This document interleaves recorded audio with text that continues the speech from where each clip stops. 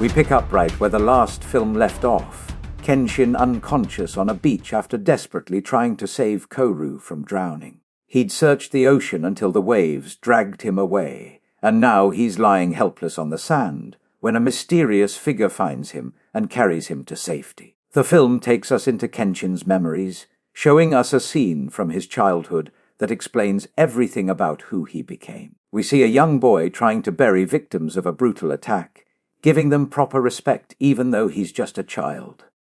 When asked his name, the boy says, Shinta. This is Kenshin before he became the legendary assassin. A man named Hiko Seijiro recognizes the boy's potential and changes his name to Kenshin, promising to train him in swordsmanship. This flashback reveals something crucial. Seijiro is Kenshin's master, and he's the mysterious man who just rescued him from the beach. When Kenshin wakes up in Seijiro's house, his first question is about Koru. Did his master find a girl who drifted ashore with him? The answer crushes him. Seijiro only found Kenshin, and after 3 days unconscious, anyone else would likely be dead. But Kenshin isn't ready to give up. He needs to get stronger, strong enough to face Shishio, so he asks his master to teach him the ultimate sword technique called Heighten Misorugi. Seijiro agrees, but first he wants to test Kenshin's current abilities. What follows is a humbling experience. The master easily defeats Kenshin using nothing but a wooden stick.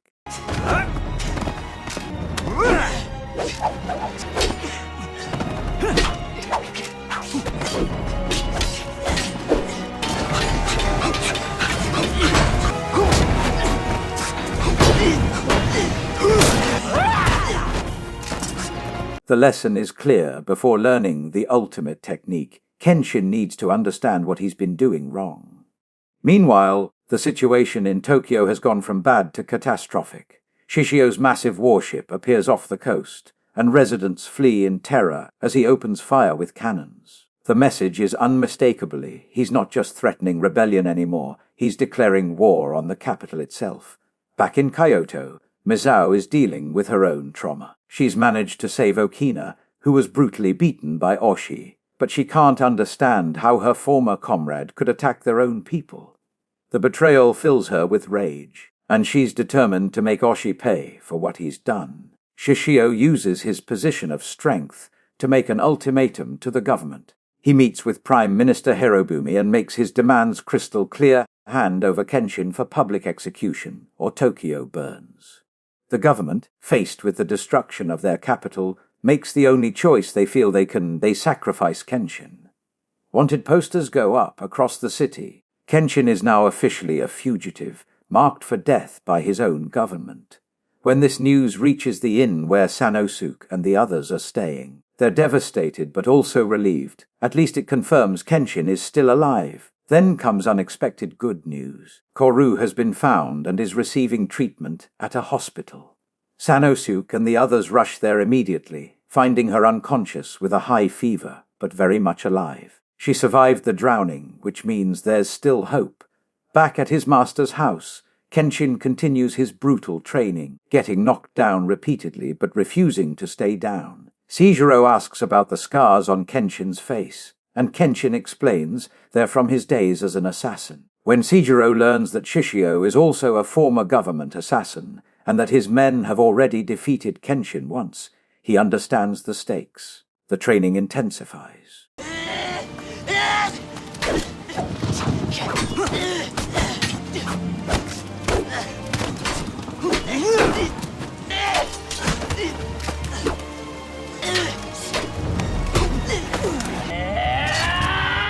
Seijiro gives Kenshin a real sword and announces they're going to fight a serious duel. He finally realizes what his master has been trying to teach him. He's been fighting without fear of death, and that's made him weak. Seijiro explains that Kenshin's guilt over his past has created a death wish. To become truly strong, he needs to want to live, to fight for his own happiness and survival. It's a profound lesson that changes everything about how Kenshin approaches combat.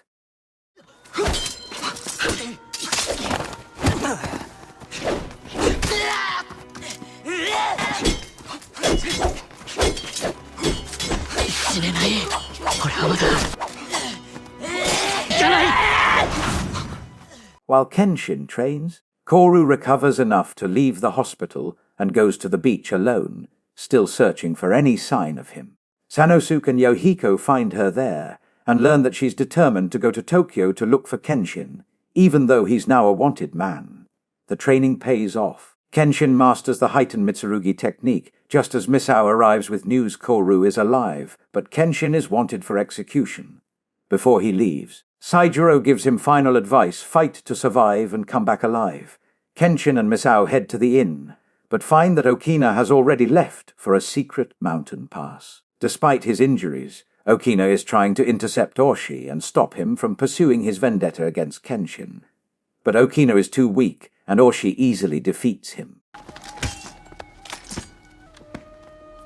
Continuing on his path of revenge, when Kenshin arrives at the pass, he finds Okina badly beaten and Oshi waiting for their confrontation.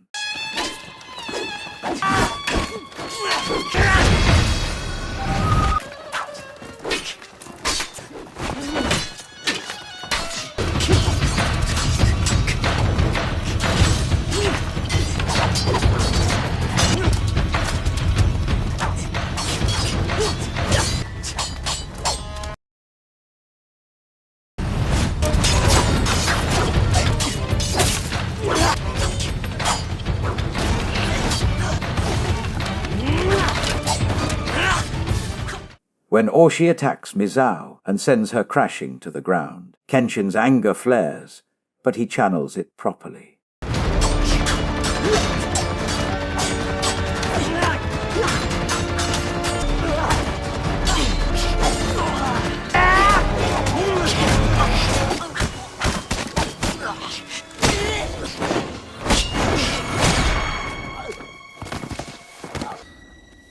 He defeats Oshi without killing him, proving that he's not the same person who left for this training. Oshi realizes he's still obsessed with the title of being the strongest assassin, while Kenshin has moved beyond that.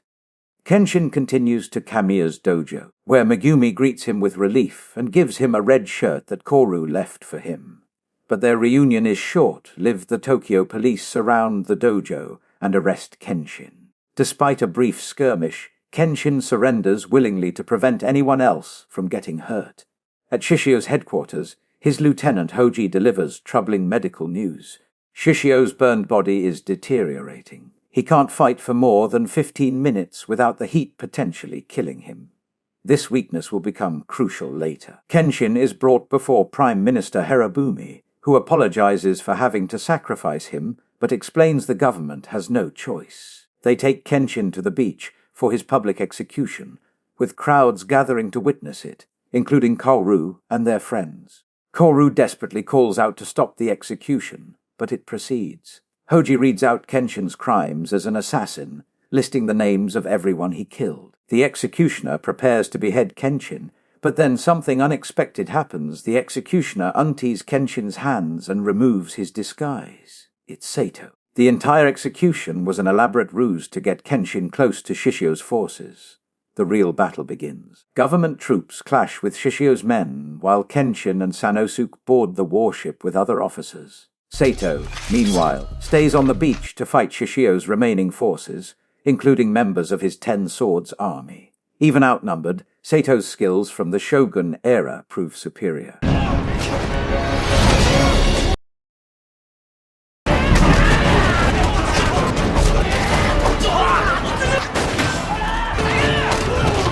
On the warship, Sanosuke faces off against a monk from the 10 Swords in a brutal fight.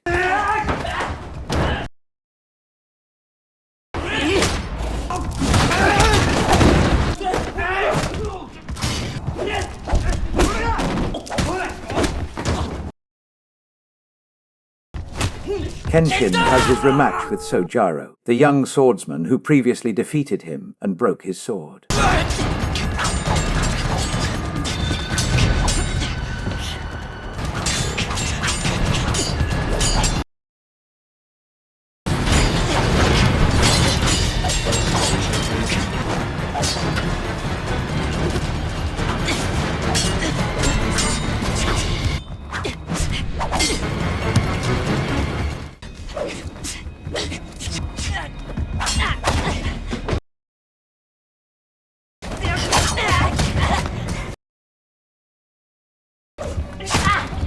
This time, thanks to his intensive training, Kenshin dominates the fight and breaks Sojiro's sword instead. The government begins firing cannons at the warship, and even when reminded that Kenshin is still aboard, they continue the bombardment on orders from their superiors. The ship becomes a battleground with explosions rocking it from all sides. Finally, the moment everyone's been waiting for arrives: Kenshin versus Shishio. At first, Shishio seems to have the advantage, with Kenshin only able to defend as Shishio's sword emits scorching bursts of fire. But then reinforcements arrive, Sato makes it to the ship, and even Oshi appears, wanting to be the only one to defeat the legendary assassin. 4 against 1 should be overwhelming odds, but Shishio proves why he's so feared.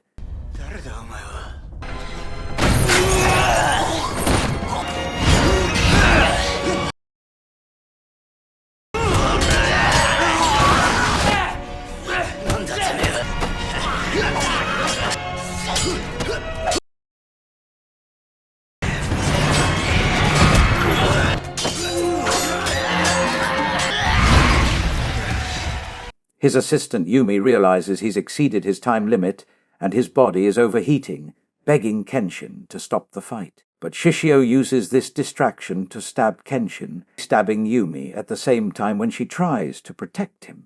In a moment that shows his twisted nature, Shishio carries the dying Yumi aside and returns to fight, using her sacrifice to continue his battle. This callous act ignites something in Kenshin. His anger drives him to attack more aggressively, and after an exhausting battle, he ends it with the ultimate heightened Mitsurugi technique his master taught him. One decisive strike sends Shishio flying, mortally wounded. Shishio, knowing he's dying, carries Yumi's body up some stairs where his overheated body finally gives out, burning from within. With their leader dead and his warship destroyed, Shishio's rebellion comes to an end. When Kenshin and Sanosuke return to the beach, Prime Minister Harabumi and other officials greet them with salutes. Harabumi officially removes Kenshin's designation as a wanted assassin and restores his reputation. The man who was marked for death hours earlier is now being honored as a hero. The film closes with peace restored. Kenshin and his friends are back at Kamiya's dojo, living quietly together. After everything they've endured, Kenshin finally opens his heart completely to Koru, confessing his feelings and asking her to build a life with him in this new peaceful era. The lesson embedded in this story resonates deeply. We can't change our past, but we can learn from our mistakes to create a better future. If you've made it this far without smashing that subscribe button, congrats. You officially have more self-control than I do at a buffet. But seriously, hit subscribe. I waste my life watching movies so you don't have to. It's the least you could do.